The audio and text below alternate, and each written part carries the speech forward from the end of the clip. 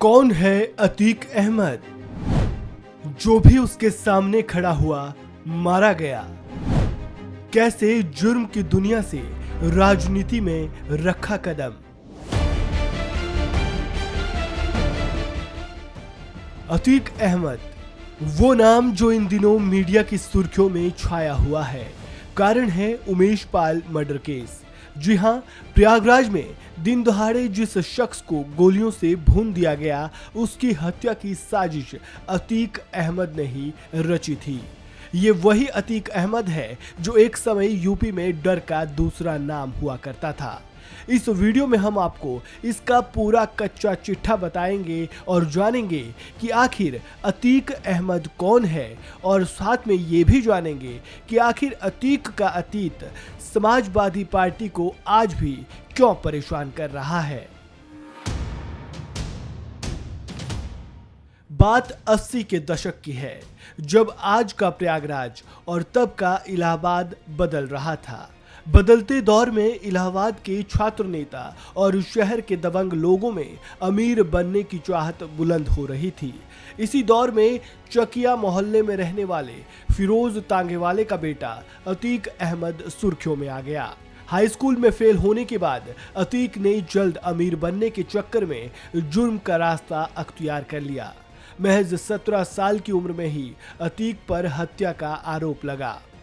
कहते हैं गुनाहों की दुनिया में जाने के कुछ दिनों बाद ही उसने अपना राजनीतिक गठजोड़ काफी मजबूत कर लिया था।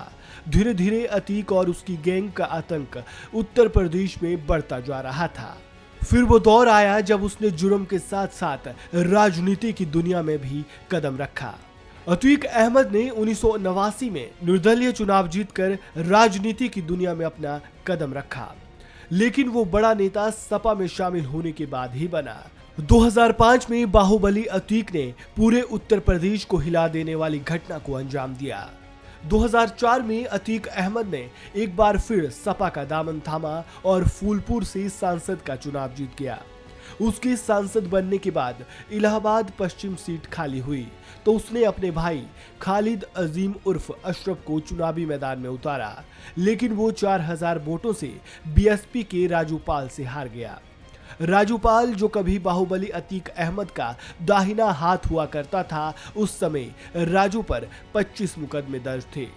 राजूपाल के हाथों अपने भाई की हार को अतीक अहमद बर्दाश्त नहीं कर पाया। अक्टूबर 2004 में राजूपाल विधायक बन गया, लेकिन अतीक उसकी जान का सबसे बड़ा दुश्मन बन गया, क्योंकि उसने उसके बाहुबल को सबसे बड़ी चुनौती दी थी। विधायक बनने के कुछ ही महीने बाद 25 जनवरी 2005 को राजूपाल के काफिले पर अतीक की गैंग ने हमला कर दिया और राजूपाल को दिन दहाड़े गोलियों से भून डाला। इस हमले में राजूपाल बुरी तरह से घायल हो गया और उसके शरीर को 19 गोलियों ने छलनी कर दिया। जब वो अस्पताल पहुंचा तो डॉक्टरों ने उसे मृत घोषित कर दिया। अतीक अहमद को मुलायम सिंह यादव का बेहद करीबी माना जाता था। 5 बार विधायक और 1 बार सांसद रहे अतीक को एक दौर में सपा के प्रमुख नेताओं में गिना जाता था, लेकिन उसका बुरा दौर शुरू हुआ 2008 में, जब उसने पुलिस में सरेंडर कर दिया। फिर 2012 में वो रिहा हुआ था। इसके बाद उसने 2014 में सपा की टिकट पर चुनाव लड़ा और वह बुरी तरह से हार गया। इसके बाद अतीक और सपा के रिश्ते बिगड़ते चले गए और जब अखिलेश ने पूरी तरह से सपा की कमान संभाली तो उन्होंने अतीक अहमद से पूरी तरह से पल्ला झाड़ लिया। लेकिन सपा के अतीत से अतीक का पीछा अब भी नहीं छूटता है। वजह है कि वह समाजवादी पार्टी में ही एक बड़े नेता के तौर पर उभरा और उसका आतंक यूपी में बढ़ता चला गया। अतीक अहमद पर 70 से ज्यादा हत्या के प्रयास, मारपीट और आपराधिक साजिश रचने के मामले दर्ज हैं। इस वीडियो में फिलहाल इतना ही।